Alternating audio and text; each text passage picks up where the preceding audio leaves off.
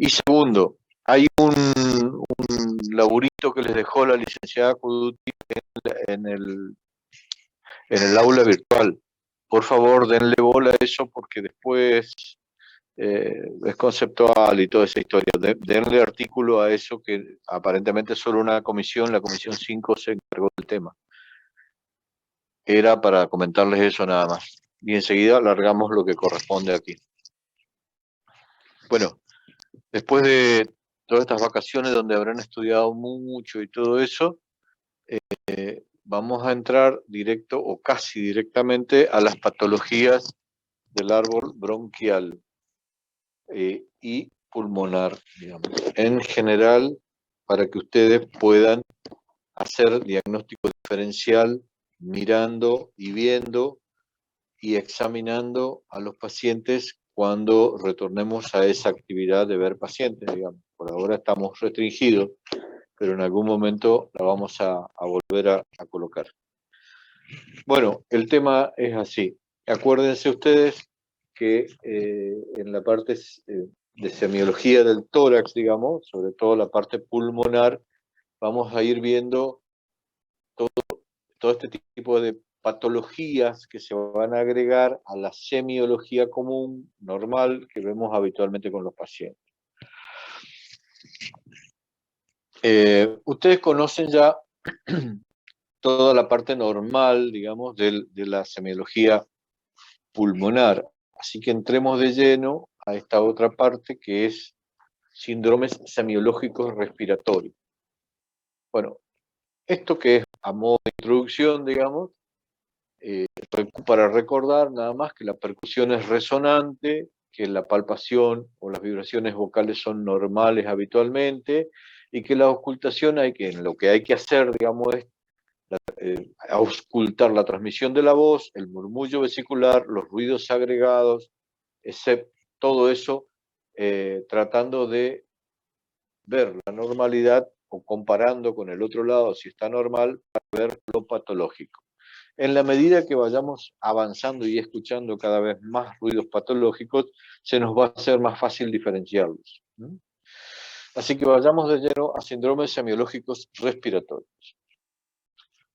Bueno, acá tenemos uno de los más importantes, es del síndrome semiológico respiratorio, es el síndrome de ocupación pleural, o también llamado, como lo llamamos nosotros, derrame pleural. La descripción es la siguiente: es la ocupación del espacio pleural por un líquido, que puede ser trasudado, exudado, sangre, pus, linfa, etc.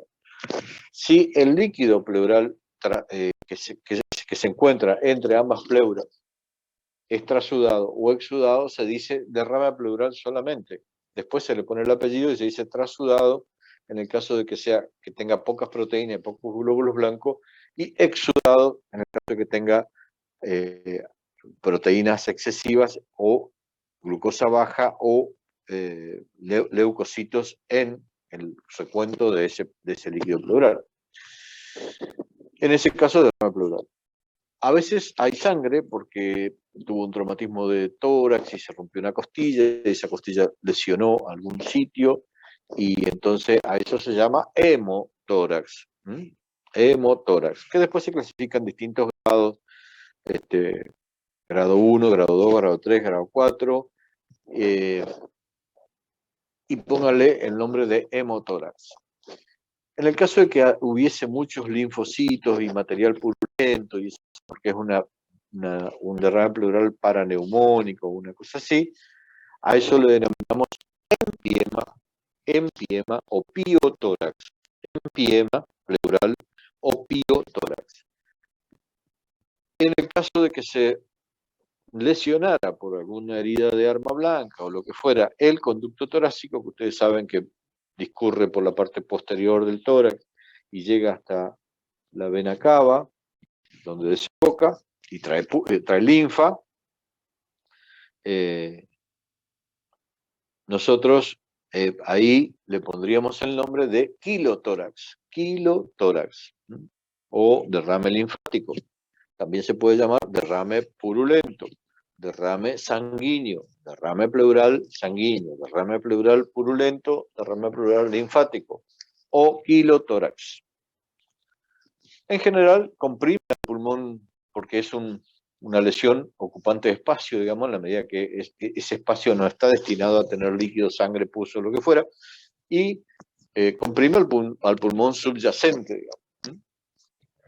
Generalmente desvía el mediastino hacia el lado contralateral. Digamos. Entonces empuja de un determinado lugar y lo desvía hacia el otro lado. ¿Cómo va a ser la semiología en este tipo de derrames? Cuando nosotros percutimos, va a haber una matidez hídrica o submatidez. No va a ser la parte sonora del pulmón como conocíamos cuando percutíamos el resto. Palpación. Sí, lo escucho. Disculpe que me interrumpa. ¿Usted está cambiando de filmina por las dudas? No. Ah, bueno, estamos. Ah, porque se quedó esta. ¿Pero dónde se quedó? ¿En la primera o en la segunda? Estamos viendo la que dice síndrome de ocupación pleural derrame. Exactamente. Esta es la primera. Ahí estás viendo la primera. Y ahí estás viendo la segunda. ¿Sí? Sí, gracias. Profe, una consulta. Sí. ¿El empiema también es derrame pleural purulento? Exacto. Es sinónimo.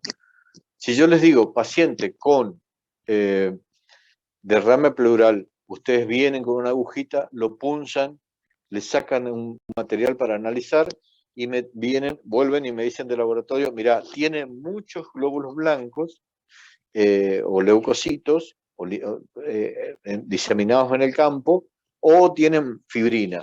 Eso es material purulento. Entonces yo le pongo el nombre de empiema pleural, derrame pleural purulento o piotórax. Cualquiera de los tres es sinónimo, digamos. Cualquiera de los tres se puede emplear o lo pueden encontrar así en la historia clínica. Bueno, les decía que la percusión, la matidez es hídrica y es submate, no va a ser la sonoridad que siempre encontramos en el tórax.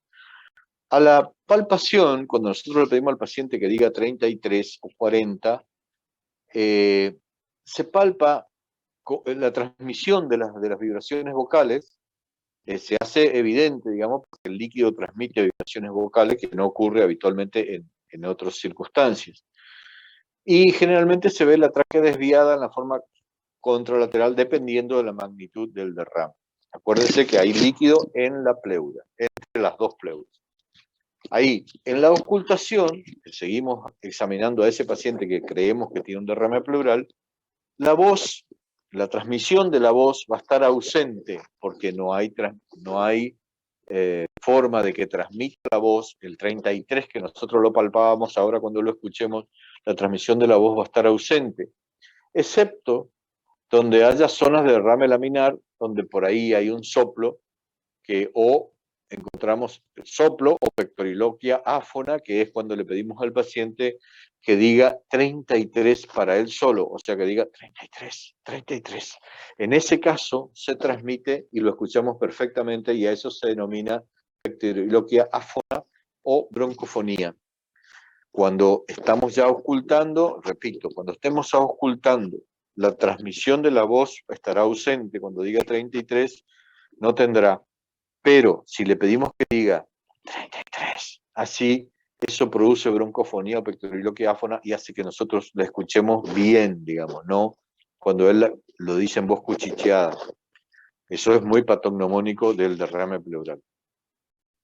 Y el murmullo vesicular, cuando le pedimos al paciente que inspire profundamente, está disminuido o ausente, porque no le entra aire en esa parte porque o está tapado por el derrame pleural y en general se puede escuchar una respiración soplante como un soplo pleurítico que hace así, en realidad de hacer que es la respiración que nosotros tenemos que escuchar habitualmente. Hasta ahí, derrame pleural. ¿Hay alguna pregunta? ¿No hay alguna pregunta? Seguimos. Profe, una consulta. Sí. ¿Cómo dijo que se llamaba el soplo? ¿Soplo pleurítico? Pleurítico a veces se llama así, soplo pleurítico.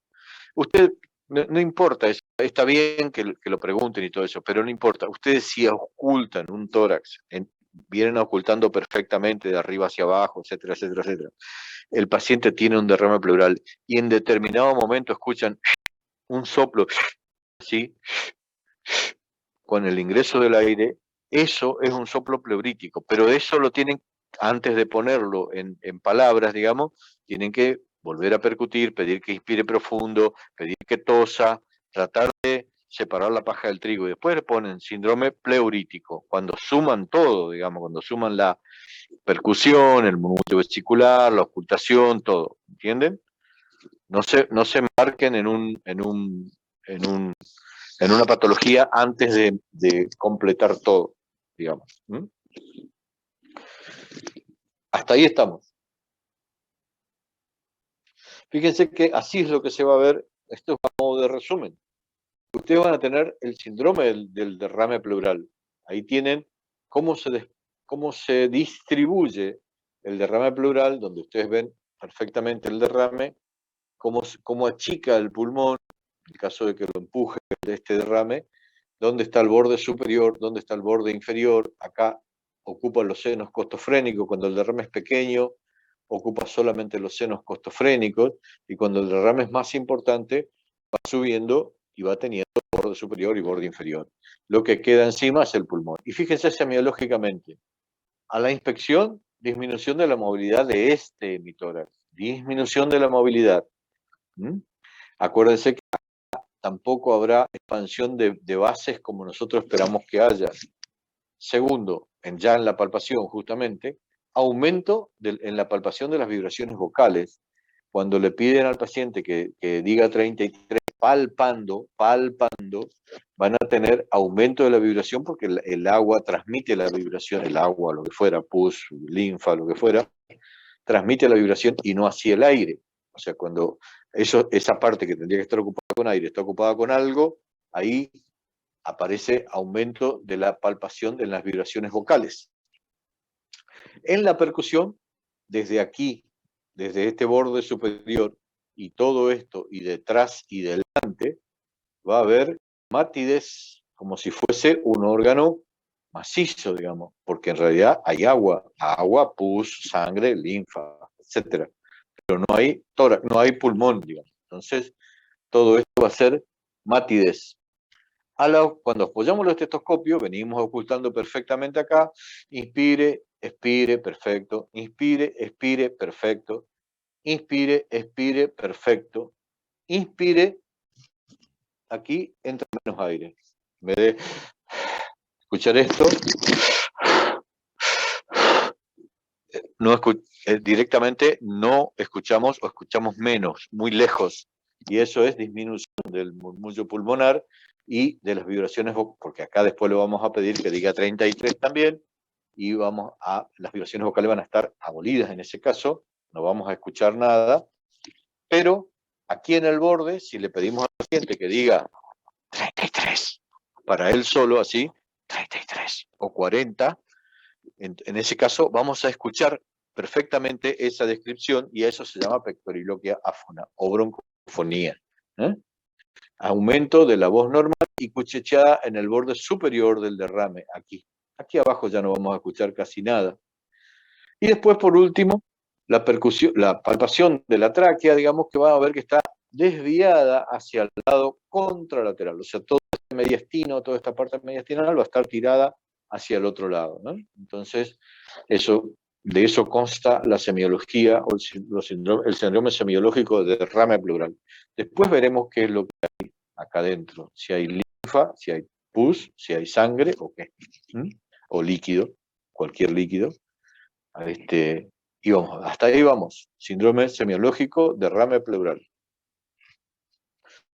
Así van a ver la radiografía de tórax, de la efusión pleural, pequeño, chiquitito, cuando les dije que solamente abarcaba o llenaba el espacio el seno costofrénico, derecho en este caso. Este pedacito está lleno, van a ver que no es lo mismo que este seno costofrénico que llega hasta abajo. Este está cerrado, y si ustedes hacen un perfil aquí, se va a ver mejor, digamos. Acá está casi el mismo dibujo que este que vemos acá. Fíjense que viene, todo esto es derrame, todo esto es derrame, acá estaría la parte, acá, este va hasta acá arriba, tiene la parte superior bien alta, todo esto va a responder a la semiología de derrame pleural, lo mismo que esto, y en la zona posterior también. ¿eh? Hasta ahí, síndrome de derrame pleural o derrame, sí, pongámosle derrame pleural, o colección de líquido intrapleuras. ¿Alguna pregunta hasta ahí? ¿O seguimos? ¿Por qué, por qué motivo el derrame pleural desviaba la tráquea y el mediastino hacia el lado opuesto? Porque todo eso que ustedes ven ahí en la flechita negra, digamos, todo esto, ocupa lugar en el tórax. Acuérdate que el tórax vos lo tenés cerrado por la jaula torácica. Al ocupar lugar aquí, empuja el pulmón y todo lo que tiene hacia su lado, digamos, y desvía la tráquea y desvía el mediastino en realidad. No es tan patognomónico la desviación de la tráquea, salvo que el derrame sea muy importante, más importante que este, por ejemplo, que estamos viendo, que es bastante masivo. ¿eh? Aquí le decimos que hay entre 300 y 500 centímetros cúbicos, aquí, cuando compromete solamente el ángulo costofrénico. Aquí ya tenemos 1 litro, fácil, 1 litro y medio. ¿eh? Y ese 1,5 litros está encerrado entre el diafragma, la pared torácica, la pleura parietal y la pleura visceral. Entonces comienza a empujar hacia el lado inverso donde está la flecha esta, empieza a empujar hacia el otro lado y desvía todo el mediastino. Y en ese caso, desvía la tráquea también. Lo de la desviación de la tráquea es una cosa un elemento más que suma a lo que ustedes ya están viendo, que ya están sospechando en la visualización directa y en la semiología directa, digamos. Lo confirma con la radiografía de tórax y ese tipo de cosas, pero en realidad la desviación de la tráquea tiene que ser bastante importante para desviarla, porque desviar todo el mediastino. Pero sí, lo desvía y produce una hipoventilación bastante importante. ¿Alguna otra pregunta? Sí. Ese derrame, digamos, Sí. de esta imagen acá de la derecha, ¿eso sería una urgencia médica? Sí, en realidad los derrames son casi todos internables. Internables quiere decir tener el paciente en un sitio donde esté controlado y va a variar de acuerdo a la característica, ¿no es cierto? Porque ustedes siempre, acuérdense lo que les dije al principio, siempre digan depende. Entonces, ¿depende de qué? Depende de lo que sea el derrame, digamos. Si este es un paciente, el derecho, ¿no? Estamos hablando de este derecho. Si este es un paciente que tiene una insuficiencia cardíaca y hace derrames pleurales a repetición, o un cáncer de mama que hace derrames pleurales a repetición, o lo que fuera, por ahí no es tan urgente. Igual tiene que estar internado, eh, por, por eso, digamos, o para eso, para continuar los estudios. Si este derrame pleural es porque el paciente tiene una puñalada, eso sí, obviamente es una urgencia, ya es una urgencia la puñalada, y además, o si es un tiro, una herida de arma de fuego, lo mismo. Si es un trauma y rompió una costilla y esto es sangre, también es una urgencia. Y si esto es paraneumónico y tiene líquido purulento aquí, hay que drenarlo, porque el líquido purulento es un absceso, hay que drenarlo y también es una urgencia. La linfa, si sigue creciendo y no se cierra el conducto torácico, también es una urgencia. O sea, en principio depende de que sea el líquido. Segundo, la mayoría, casi todos los derrames pleurales tienen que estar internados. Y ahí se decide sobre la conducta, porque, digamos, si no conocemos la causa, este paciente se merecerá una tomografía de tórax y ahí veremos exactamente el tamaño, la composición, el empuje, etcétera, etcétera, y sugeriríamos al cirujano que lo drene, por supuesto. ¿Alguna otra pregunta? Gracias, profe. ¿Alguna otra, chicos, chicas? Bueno, eso es derrame pleural. Vamos al que sigue.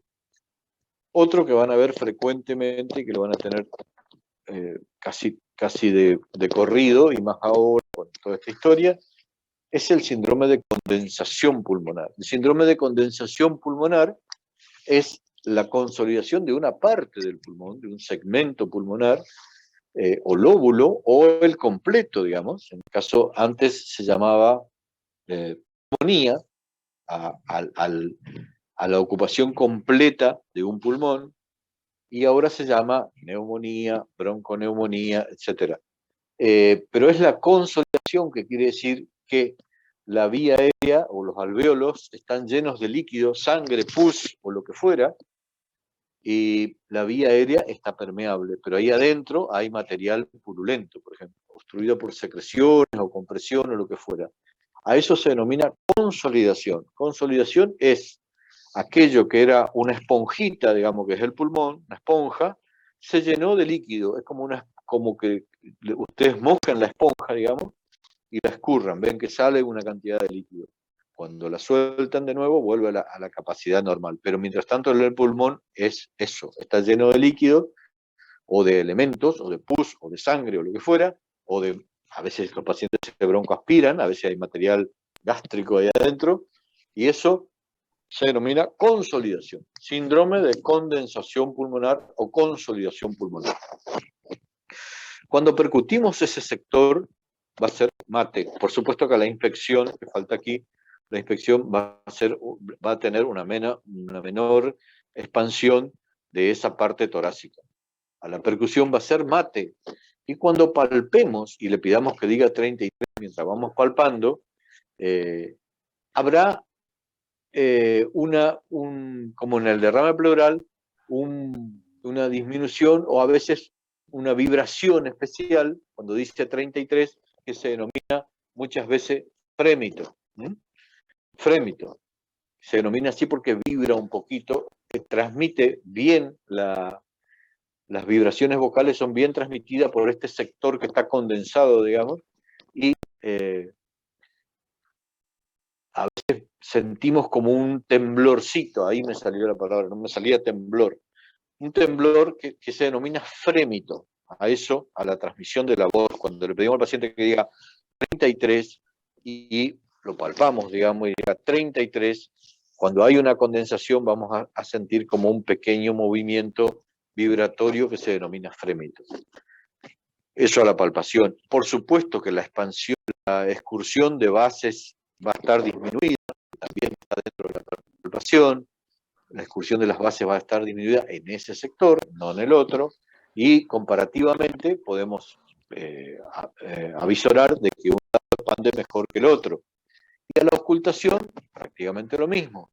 Transmisión de la voz, aumento tanto de las vibraciones vocales con broncofonía, egofonía, pectoriloquia, áfona, todo eso, y una respiración soplante. Va a ser muy parecido al derrame pleural, con pectoriloquia áfona, cuando le decimos al paciente que diga 33, se va a transmitir y lo vamos a escuchar con el estetoscopio, y puede tener un soplo por encima de la zona que está condensada, parecido al derrame pleural. Pero, además, vamos a agregar en rales crepitantes, que son pequeños estertores, digamos, pequeños ruiditos, así, en cada inspiración y expiración, así, un ruido crepitante, un ruido de esa manera que se le llama crepitante, rales o estertores crepitantes, que son, o que es la ruptura de las burbujas que hay dentro del alvéolo y hace ese ruidito como así, que no debería estar en un pulmón sano. Eso es un síndrome de condensación pulmonar. Acuérdense, la transmisión de la voz con un poco en la palpación, un poco de frémito, un pequeño temblorcito, y a la ocultación las vibraciones vocales tendrán broncofonía, o egofonía o pectoriloquia, cualquiera de ellas, porque le vamos a pedir que diga, primero que diga 33 fuerte y no lo escuchamos bien, y después le pedimos que diga 33, y eso sí lo escuchamos bien, y a eso se denomina pectoriloquia áfona, y a veces aparece un soplo en la inspiración, que es uno inspira y aparece un soplito, un soplo así, y el ruido agregado que es que son crepitantes. Eso es lo que vamos a escuchar. Lo tienen, creo que en los videos tienen los sonidos que van apareciendo para que lo escuchen mejor que lo que yo puedo hacerlo con la boca, digamos. Eso es condensación pulmonar. Profe, una consulta. Sí, ¿En dónde se coloca el estetoscopio para auscultar? sistemáticamente de arriba hacia abajo. Sistemáticamente, porque ustedes, acuérdense que ya dimos, esto sistemático tiene que ser inspección, palpación, percusión y auscultación. Sistemático, de arriba hacia abajo, completo, de arriba hacia abajo, a los lados y en el dorso. Ustedes tienen que sistematizarse con el paciente, ustedes tienen que examinarlo completo, de frente, de costado y de atrás. Siempre van a escuchar mejor en la parte posterior, siempre van a escuchar mejor en la parte posterior, pero sistematícense porque pueden tener una neumonía en el lóbulo superior, y entonces si no se sistematizan, se la tragaron, digamos. Tiene que ser desde arriba hacia abajo, la inspección, la palpación, la percusión y la auscultación, hasta que termina el pulmón. Lo ponen en el...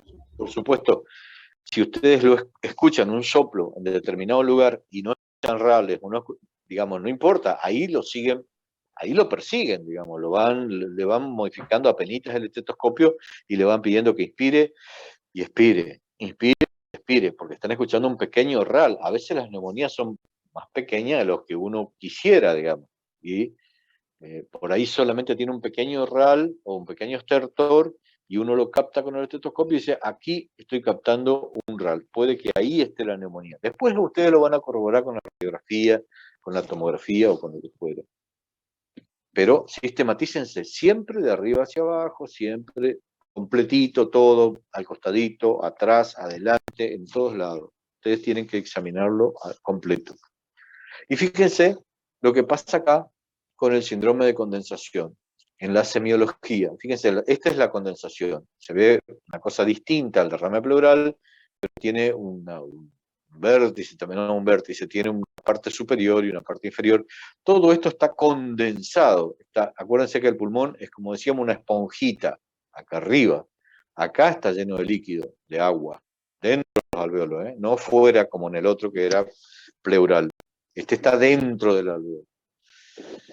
Abombamiento parcial del emitor ahí cuando es una gran neumonía, digamos, no van a ver un abombamiento, difícilmente vean un abombamiento, pero sí pueden ver que el enfermo mete menos cantidad de aire.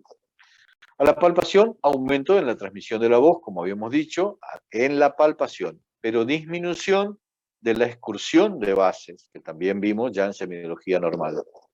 En la percusión, por supuesto, esto está lleno de agua, hay matidez.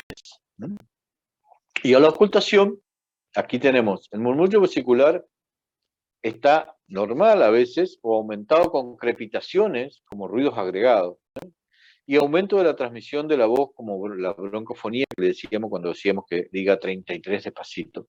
Acá el murmullo pulmonar no es normal, no es normal, está mal acá, no es normal. El murmullo vesicular está disminuido. El murmullo vesicular está disminuido porque aquí no entra aire, entra hasta acá. Acá a veces produce un pequeño soplo, como decíamos, pero el resto es normal, digamos, está alterado porque no entra hacia esos alvéolos que están colapsados. Y la palpación de la tráquea está normal.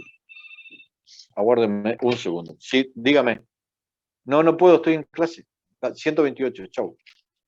Bueno, entonces, la palpación de la tráquea está normal, no como en otras circunstancias, donde como en la derrame pleural, que la tráquea estaba hacia un lado. Entonces, venimos inspeccionando y vemos que esto no expande bastante otro. Venimos percutiendo o palpando, mejor dicho, palpando primero, palpando bien acá. Cuando le pedimos acá que diga 33, la transmisión vocal se aumenta y aparece un pequeño frémito, y cuando palpamos detrás y le pedimos que inspire profundamente, detrás, en las manitos que le poníamos, ¿se acuerdan? Detrás, y le palpábamos así, cuando le pedimos que inspire profundamente, vamos a ver que una se expande y la otra no. O sea, la excursión de bases y vértices está disminuida.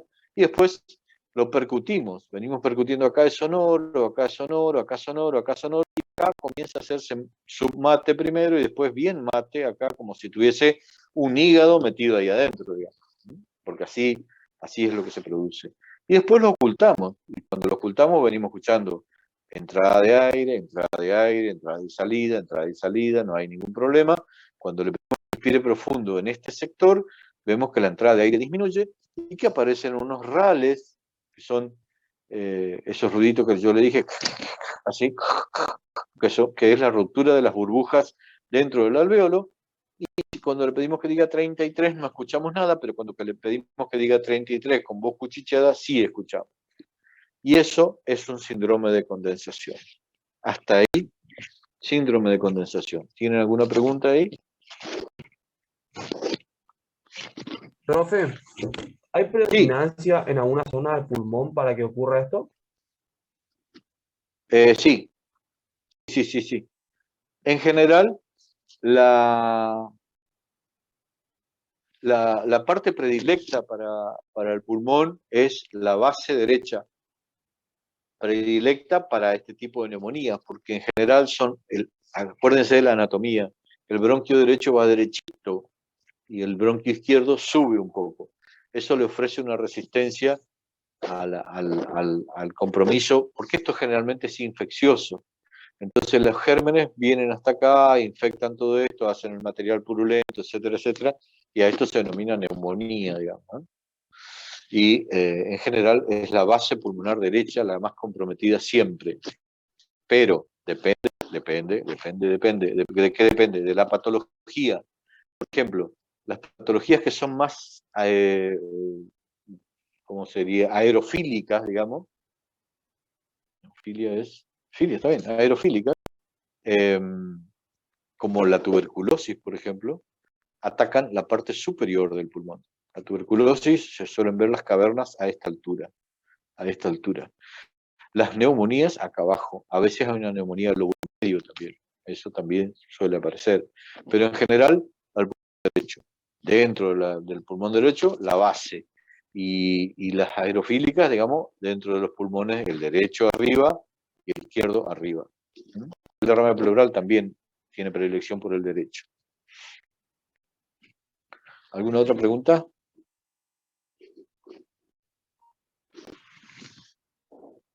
¿No hay otra pregunta? Seguimos. Profe, Sí. en este caso no hay desplazamiento de las vísceras. ¿De las vísceras? ¿Del mediastino, decís vos? Sí. Claro, sí. En general, si es muy importante, sí. Pero como a veces, vamos a suponer que este sea el pulmón derecho, tiene su lóbulo medio aquí y el lóbulo superior acá. Cuando la neumonía es lobar, nosotros llamamos neumonía lobar, toma el lóbulo inferior y se limita a sus partes, digamos, no es que se expande demasiado, porque está dentro del parénquima pulmonar. El derrame pleural estaba fuera del parénquima y lo empuja. Este está dentro del parénquima, no es que tenga tanto, pero algo sí empuja a las estructuras vecinas, muy poco, pero las empuja, sí. Hay una ligera desviación del mediastino hacia el lado contralateral, por supuesto, pero no tan importante como en el derrame pleural. ¿Alguna otra? Seguimos entonces. Ese era el síndrome de condensación. Ah, me faltaba esto. Acá la tienen. Acá tienen un poco de derrame pleural, pequeño, digamos, no tan pequeño, más de 500, 600 milímetros, más o menos, porque ponemos entre 300 y 500 en el seno costofrénico, más esto. Eso es importante. Pero esta es una infusión paraneumónica, o sea, acá está la neumonía, está la neumonía puesta, ven que tiene, ustedes ya habrán visto en radiología, esto tiene broncograma aéreo, etcétera, etcétera, y ocupación alveolar, bastante importante, todo este sector, muy parecido a este, más chica, digamos, con derrame pleural. A esto lo denominamos derrame pleural paraneumónico, que seguramente es un exudado, que tiene linfocitos y que merece ser drenado, digamos. Porque si no se drena, se transforma en material purulento importante y no curamos nunca la neumonía. Pero fíjense que el mediastino no está tan desviado, pero sí esta parte no ventila. Eso sería la neumonía y derrame paraneumónico. Vamos a otro.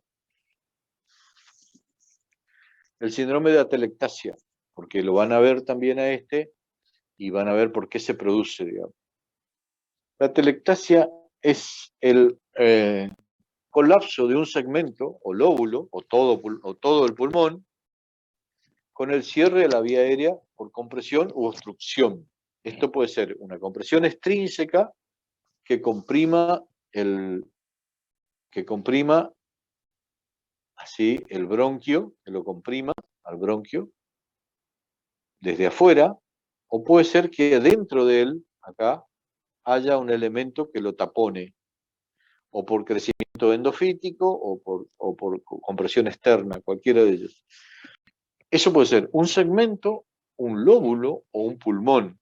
Se cierra la vía aérea por compresión u obstrucción, con disminución del volumen del parénquima comprometido y eventual desviación del mediastino y la tráquea hacia el lado afectado. Por eso dice ipsilateral. O sea, disminución del volumen del parénquima comprometido y eventual desviación del mediastino y la tráquea hacia el lado afectado. A la inspección, por supuesto que vamos a ver menor expansión de ese pulmón, porque no entra aire, porque está tapado desde afuera o de adentro. Digamos, la compresión extrínseca sería como pisar la manguera, digamos, y la compresión intrínseca sería como que la manguera está llena de sarro. La percusión es mate, por supuesto, y a la palpación vamos a ver que no se transmite la voz no es palpable, y la tráquea está tirada hacia el lado afectado, o sea, está empujada no empujada, sino retraída hacia el lado. Decía un profesor mío que la atelectasia es la enfermedad de las retracciones, porque retrae hacia sí, a la tráquea, al pulmón y al diafragma. Todo se retrae hacia ese lugar. Bueno, la ocultación, vamos a la palpación y la percusión. A la percusión es mate, como si tuviese una neumonía, pero no la tiene. A la ocultación, transmisión de la voz y el murmullo vesicular ausente. No hay transmisión de la voz ni murmullo pulmonar. Es decir, cuando le pedimos al paciente que inspire profundamente, no entra nada de aire. Es como si tuviese un neumotórax, pero no lo tiene. Y la voz tampoco. Y ruidos agregados, ninguno. ¿Por qué? Porque no hay ruidos agregados, porque no entra el aire directamente. Está tapado ese sector, está pisada la manguera, o tiene un tapón que no le permite entrar el aire. Entonces eso no nos sirve para nada y retrae todo el mediastino hacia el lado afectado. Eso es atelectasia pulmonar. El síndrome de atelectasia, si uno lo ve en la radiografía, es muy parecido a la neumonía, pero semiológicamente es muy diferente. Ahí lo tienen. Disminución del volumen y la movilidad de la zona comprometida. O sea que esto no se mueve, no se expande, nada. No hay vibraciones vocales en este sector. Acá cuando le pedimos que diga 33, 33 y lo vamos palpando, no entra nada. La percusión es mate, muy parecido a la neumonía. Y a la ocultación hay abolición del murmullo pulmonar y de la transmisión de la voz. O sea, no ingresa aire aquí directamente. La tráquea siempre está desviada hacia el lado ipsilateral, o sea, hacia el lado afectado. Así. La atelectasia es muy parecida a la neumonía, pero van a ver que son pequeños sectores que están colapsados, que no hacen, digamos que no ventilan, no tienen ventilación como acá, y quedan como espacio muerto, digamos, que no entra aire ni sale aire, no hay ruido, no hay nada, no hay un RAL, no hay nada, porque no entra aire. ¿Está bien? ¿Hay alguna pregunta de esto? Seguimos. El otro síndrome bastante importante que van a tener es el síndrome de neumotórax. El neumotórax es como su nombre, neumotórax, neumo viene de aire, digamos, es la ocupación del espacio pleural por aire, que determina el colapso. El colapso del pulmón se colapsa parcial o totalmente, y desviación de la tráquea y mediastino hacia el lado contralateral, parecido al derrame pleural, digamos. Pero en este caso lo que hay dentro del tórax es aire dentro del tórax. Entre las dos pleuras y el tórax, aire, que no debería haber, ¿no?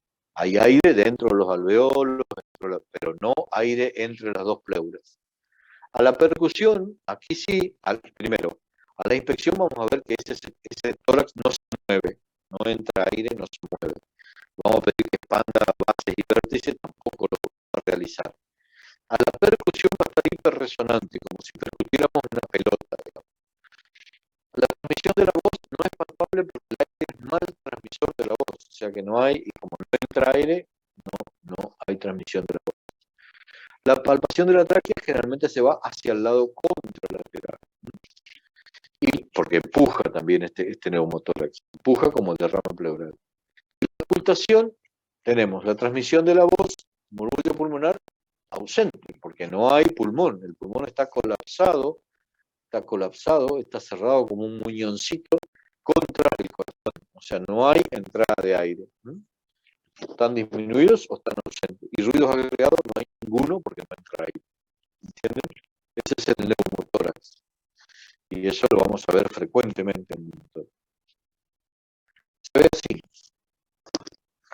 Todo esto, todo lo negro, digamos, que ven acá, es aire. Y empuja al pulmón que se colapsa y queda chiquitito contra el ilio. Cuando es total, ¿no? Existen neumotórax parciales, neumotórax pequeños, etc. A la inspección, abombamiento del emitor en general, porque está agrandado, pero no muy importante. No se palpan las vibraciones vocales, no hay entrada de aire, acuérdense. Cuando se percute, hay hipersonoridad. Hipersonoridad, muy importante aquí. A la ocultación, disminución del murmullo, o no hay. Transmisión de la voz, no hay. Y la palpación de la tráquea se va hacia el lado contralateral, porque en la medida que esto se va llenando de aire, va empujando el mediastino hacia aquel lado. Ese es el neumotórax. ¿Lo tienen hasta ahí? Profe, ¿qué Pregunta, sí. sintomatología tiene el paciente? El paciente comienza con dolor, en general, dolor, de puntada de costado se llama, suele aparecer con algún esfuerzo importante, a veces no tanto, digamos, y no tan importante, digamos, como para provocar en la neumotórax, pero a veces hay pacientes que están, como les diría, predispuestos, porque son longilíneos, etcétera, etcétera, hacen un dolor agudo, les comienza a faltar el aire, tienen disnea, a veces si es muy importante, les produce una taquicardia importante, un desasosiego y los lleva a la consulta, pero en general lo que tienen es un dolor importante cuando es espontáneo, ¿eh? Porque si es una puñalada en el tórax, bueno, es obvio que por ahí viene la historia. El motivo de consulta es la puñalada, digamos, la ruptura del pulmón y la disnea. Pero el paciente que lo hace espontáneamente, que no recibe ni una herida de bala, ni una herida de arma blanca, ni un trauma, ni un aplastamiento, ni nada, y lo hace espontáneamente, empieza con dolor. El dolor, a veces sienten hasta el ruido de la ruptura y un poco de disnea y impide realizar esfuerzos importantes. Esa es la sintomatología de este paciente de neumotórax. ¿Algo más? Ahí. Profe, ¿siempre se da por Sí. algún trauma? ¿Cómo, querida? Si siempre se da por algún trauma nada más, o No. hay otra. No, nosotros tenemos justamente en este momento un paciente internado joven, jugador de fútbol, número 2 de la primera de acá, de por acá, que se fue a entrenar inclusive con un pulmón colapsado, digamos, y sintió dolor y todo eso, pero se fue a entrenar igual. Cuando hizo 2 piques, se quedó sin aire. Y vino, bueno, tenía un pulmón totalmente colapsado. Así que, a ver si tengo la radiografía por acá, capaz que se la puedo mostrar. Aguárdeme un segundito.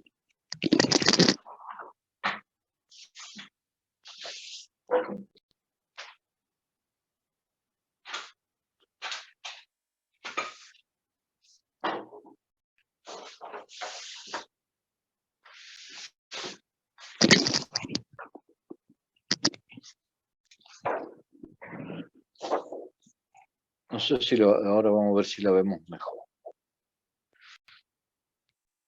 Esa es la radiografía de tórax.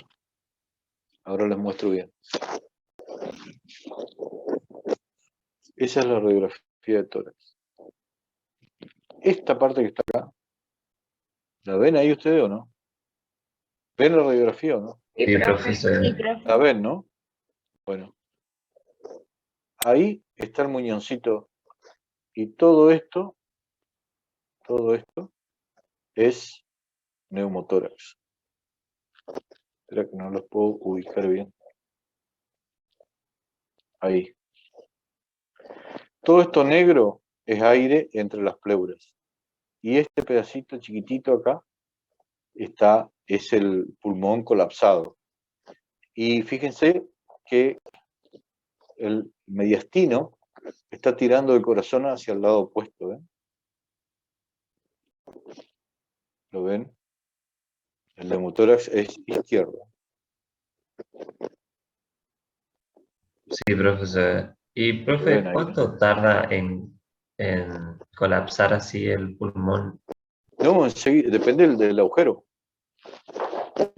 Depende del agujero que tenga, digamos, del agujero, del tamaño, de la bulla que se haya roto o del elemento. Fíjense que a este paciente le anduvieron haciendo radiografía de senos paranasales, ahí la van a ver, de senos paranasales, porque el paciente no refería demasiada disnea, digamos, parecía como que tenía una sinusitis, etcétera, hasta que alguien lo ocultó y vio semejante neumotórax, digamos. Este es total, total, completo. Profe, ¿y a qué Así se que debería ese neumotórax? él hizo un que otro esfuerzo, digamos, pero en realidad lo sintió, no puedo contarlo el momento, digamos, pero estaba haciendo un esfuerzo con su novia, y ahí es más claro. Y de pronto sintió el dolor en el tórax, no le dio pelota, por supuesto, siguió.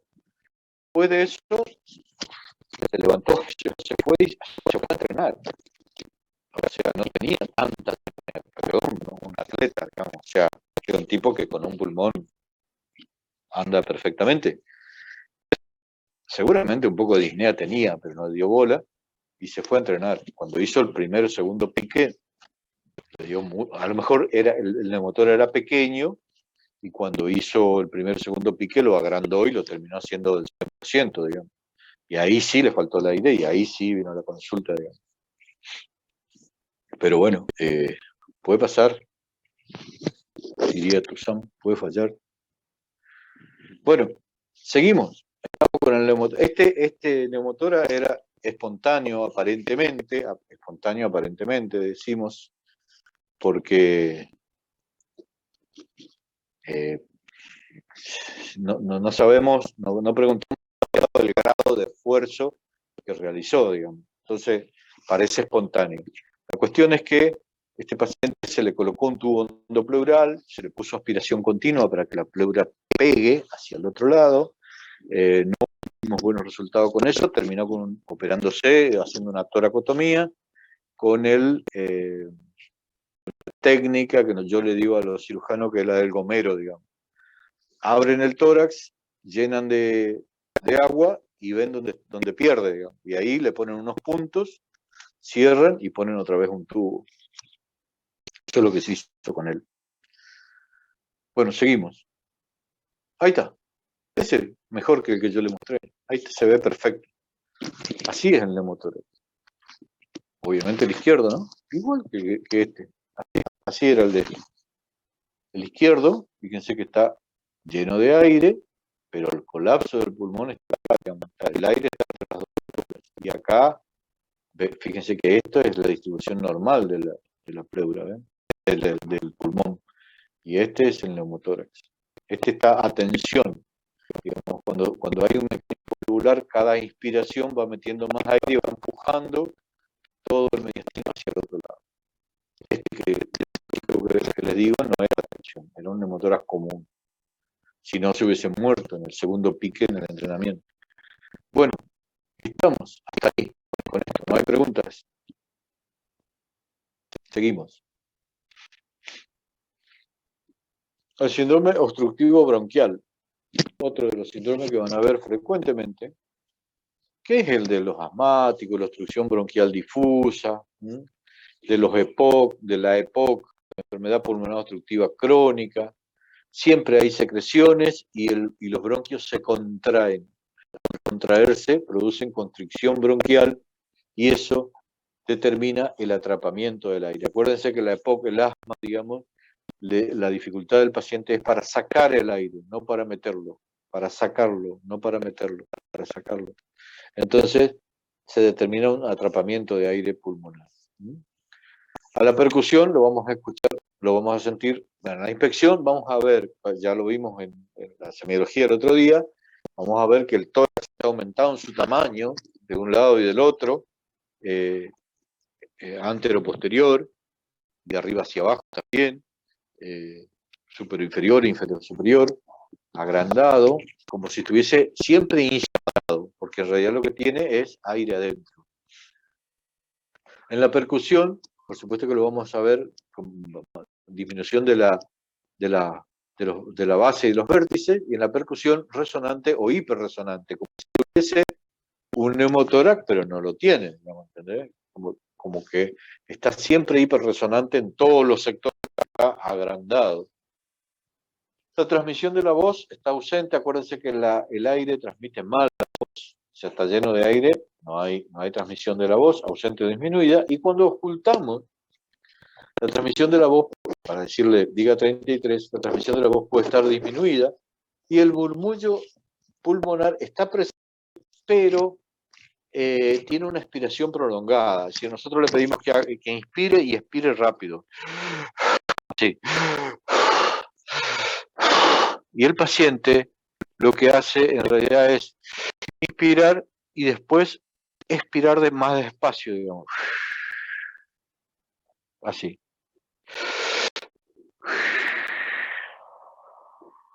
La expiración se prolonga.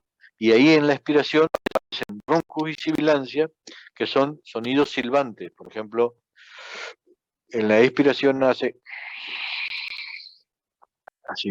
Y los roncos son como ronquidos. Así.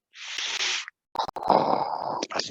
Roncos y sibilancias aparecen en este síndrome bronquial obstructivo que es de retención de aire, digamos. Básicamente entra el aire, se contrae el bronquio y no lo deja salir.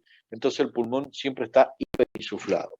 Esto es síndrome bronquial obstructivo. ¿Hay preguntas ahí? No hay, seguimos. El enfisema, que forma parte de la EPOC, la bronquitis crónica, el asma, la enfermedad pulmonar intersticial difusa, produce este tipo de radiografías. Radiografías de pacientes largos, estirados, longilíneos. Fíjense que el diafragma derecho, bueno, hay un solo diafragma, digamos, pero nosotros lo llamamos derecho a este, izquierdo a este, están bien aplanados, el corazón bien estiradito, casi en punta, digamos, y agrandamiento de los espacios intercostales. Fíjense lo que son estos espacios intercostales bien agrandados, bien estirados, porque el paciente está en expiración permanente, digamos. Este es un perfil que también ve el corazón estirado, digamos. Y así se ve la placa de estos pacientes que están con enfisema o con asma, por ejemplo, ¿no? Ahí tiene un cuadrito de resumen. Después guárdenlo a esto porque lo van a necesitar para los exámenes. El cuadro de resumen semiológico en general, de todos los cuadritos, cuando la percusión es normal, digamos, cuando el paciente es normal, la percusión es sonante o sonora, como le decimos nosotros, las vibraciones vocales son normales, la tráquea está en la línea media, en la auscultación hay un ruido pulmonar normal, sin ruidos agregados, el paciente inspira y expira sin ruidos agregados. En la ocupación pleural, hay en la percusión, ya saben que en la inspección y todo eso también se producen alteraciones, pero en la percusión se nota más la matidez hídrica, las vibraciones vocales no son palpables o ocasionalmente sí, la tráquea está empujada hacia el lado opuesto, las vibraciones vocales están disminuidas, tiene pectoriloquia áfona o broncofonía ocasional, murmullo vesicular porque hay líquido en la pleura, y hay a veces un soplo pleurítico difícil de escuchar, pero puede estar. En la condensación, en la inspección ya saben que ventila menos, en la percusión es mate, las vibraciones vocales y están aumentadas, porque la condensación las aumenta, digamos, y eventualmente hay un frémito, porque la ocupación alveolar aumenta las vibraciones vocales, y después en la auscultación, pedimos 33, dice bien, hay una respiración soplante y hay rales crepitantes. En la telectasia, esto es MAT, como ya sabíamos en la percusión, las vibraciones vocales no hay porque no entra aire, no entra aire, la tráquea está para el lado enfermo y las vibraciones vocales están disminuidas, no hay murmullo vesicular, no hay ruidos agregados. En el neumotórax está hiperresonante el tórax que tiene aire, que tiene el aire del pulmón colapsado, las vibraciones vocales no están palpables porque el aire transmite mal, la tráquea contralateral, empujada, las vibraciones vocales disminuidas, el murmullo vesicular no existe y no hay ruidos agregados porque no entra aire. El obstructivo es resonante o hiperresonante, muy parecido a un pulmón normal o lleno de aire, como el neumotórax. Las vibraciones no están palpables porque el aire no transmite bien la vibración vocal y están en la auscultación disminuidas. Hay un murmullo vesicular, un murmullo pulmonar con expiración prolongada, como lo dije, y después roncus en la expiración y sibilancia, porque al salir del aire de los bronquios hace un silbido como los silbidos del viento, digamos, cuando pasa por determinados lugares. Hasta ahí, díganme qué hora es, por favor. 12:30, profe. 12:30. Yo creo que con esto estamos suficientes, ¿no? ¿Les parece? Sí. ¿Me parece hasta ahí? Tengo otra clase de otra pegada a esta, pero me parece que es demasiado por hoy, por ser post vacaciones, digamos.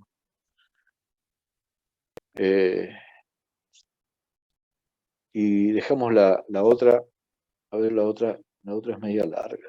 A ver, dejamos la otra es un poco, pero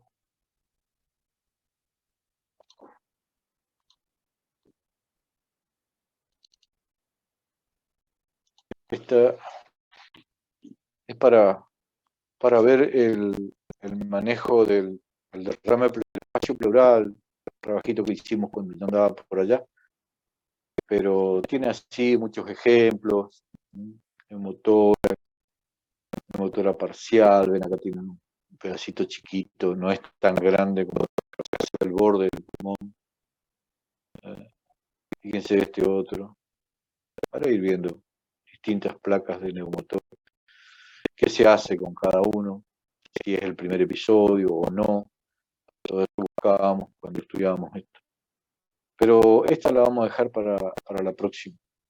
¿Les parece? Sí, profe. Sí, ¿Les profe. parece bien? Después la vemos con más detenimiento, esta porque tiene algunos detalles como el tratamiento ambulatorio de estos pacientes, ¿ven? ¿Qué se hace con esto, etcétera, etcétera? Después lo vemos. Así que dejamos por acá y métanle onda a lo que le puso la licenciada, porque después no hay llore, ¿eh? Así que métanle onda a eso y nos vemos el viernes que viene, si Dios quiere y todo está bien. Cuídense. Gracias, profe. Nos vemos, profe. Hasta luego, profe. Muchas gracias. Hasta luego. Gracias, profe.